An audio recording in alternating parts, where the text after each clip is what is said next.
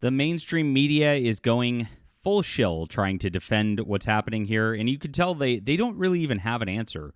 You can see right in this Digital Spy article, they call it a tricky juggle of a season.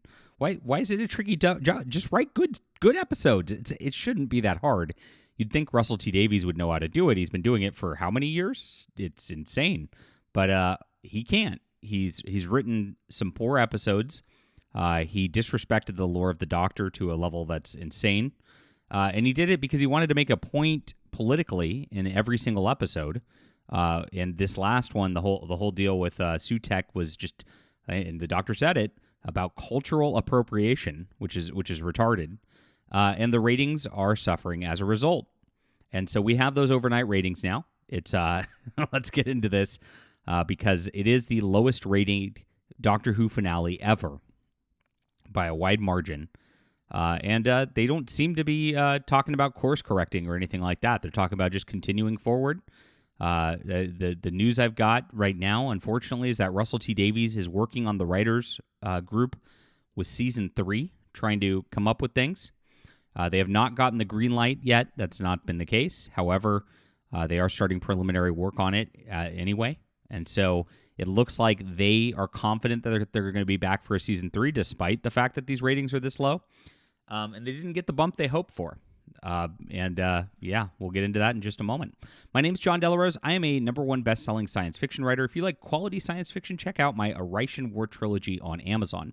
It's available in print, ebook, and audio. It's an epic space opera for you. Way, way better than anything you're going to get from Doctor Who these days. Thank you guys so much for checking this out. I'll put it in the description below for you. And have a great weekend of reading. All right. And hit the like and subscribe button while you're here. I'm a professional YouTuber, so I'll fix all this and edit. But something that can't be fixed and edited anymore is the Doctor Who season. You like that transition? Pretty good. And here it is, the lowest ever overnight ratings for a finale. Empire of Death at 2.25 million. The previous low was The Vanquishers in Series 13, which is, of course, Jodie, our favorite Jodie Whittaker.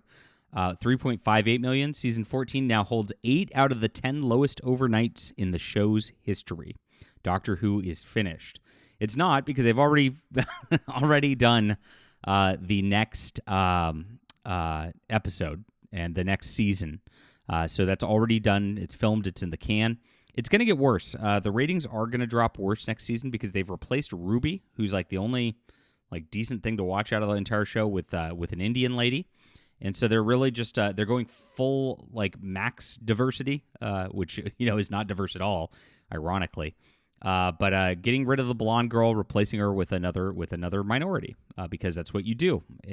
That's how you progress further, I guess, according to people like Russell T Davies, which is weird. Russell T Davies as a white man, it's like it's a self-flagellation sort of thing where you have to virtue signal how much you hate your own people.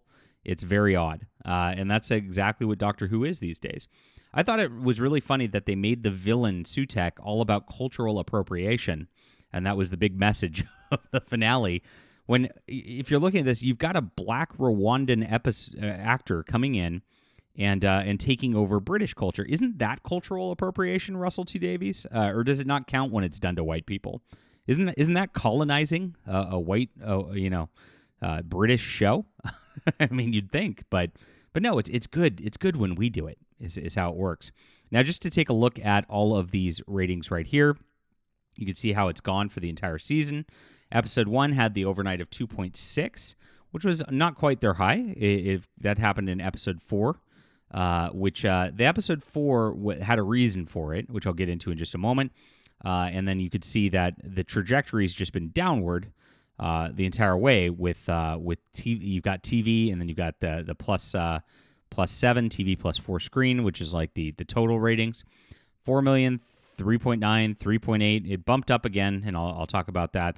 Then down to 3.38, then up to 3.52. So these later ones are going to be probably in that 3.3, 3.2 range. Absolutely dismal for people watching this. Now, I did expect that the episode 8 would drop below 2 million, and I confess I was wrong. I'll say that right now. I expected that would be the case because it's a two-parter, and part in episode 7 was at 2.02 million. And usually with a two-parter, you have the second part get less views than the first part. In this one, that was not the case, and the reasoning is because it's the finale, so people did tune in for the finale, and I guess they didn't even care about the first part. Some people just watched just for the finale, and that's how they got it on the marketing, just a little bit. It was not a big bump, though. Like, if you're looking from 2.02 to 2.25, you're not talking a huge bump. I mean, you're still below the first 2 episode premieres. A lot of people tuned out from that. And just said that's it, and that's kind of your baseline. I guess completionist Doctor Who's are going to, like Whovians are going to be watching at this point. Now, I mentioned episode 4 had that weird boost in it, and the reason it had that weird boost is because they played it after one of the football matches, a big one going on, and so it was it had some carryover ratings from people who left the TV on after that. It was not actually people really paying attention to it, and so that's why it just went back to dropping lower the week after this and just continued on its downward slide trajectory.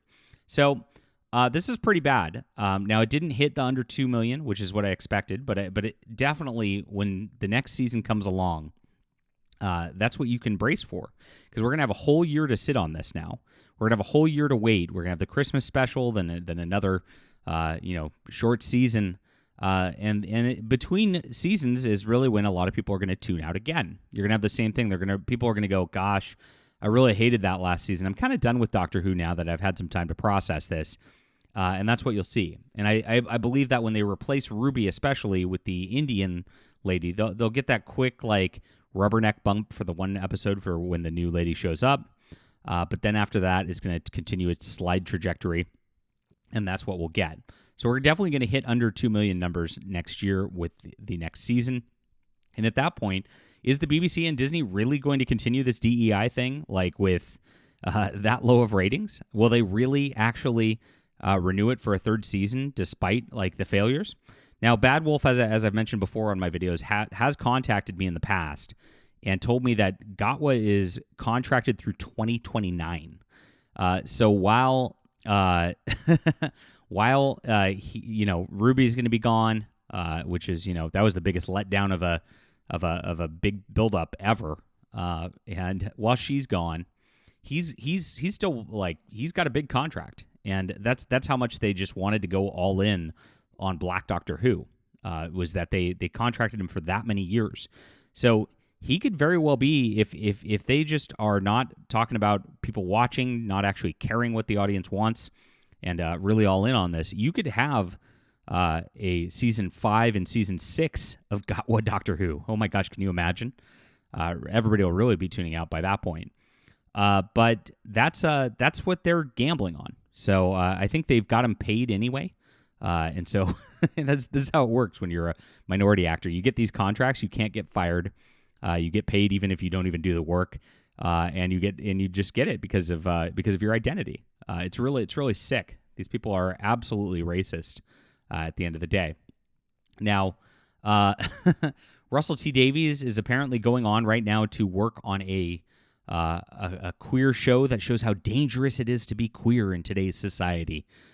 These people are insane, and that's what he's working on right now in between seasons of Doctor Who. God bless him on that. Do it far, far away from Doctor Who. Stop pushing this queer agenda into this, and leave us alone.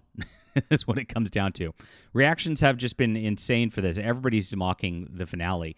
Now, the finale actually didn't go into the gay stuff. That's the one thing that I can be like, okay, thank you very much for at least not doing that in this episode. But the thing is, the plot holes were so bad. The references. I mean, when he grabbed a spoon to fix the TARDIS and just plugged a spoon into an electronic because it was metal. That was like, huh? How's that work? But they did that, as a reference to the Matrix, because that's all they do is reference things in these. They try to make things into reference porn, right? And then they claim it's good writing, and that's the SJW way. They can't create anything of their own. They just destroy things. They're Sutek. This is the Empire of Death. They are the death cult, and they rejoice in destroying culture. They rejoice in destroying things like Doctor Who, And that's exactly where we're at now. Lowest ratings ever. Whew. So we'll see what happens. I expect there to be like a press tour very shortly about how the racist bigots are ruining things. And of course, we'll cover it and we'll mock them because that's what they need to be done. They need to have shame introduced to them again because Russell T. Davies clearly has no shame for what he's doing. He just sticks a middle finger at you and then blames you for it. It's very bizarre. But this is where we're at. All right, leave a comment down below with what you think about this. Hit the like and subscribe button. We'll be back soon.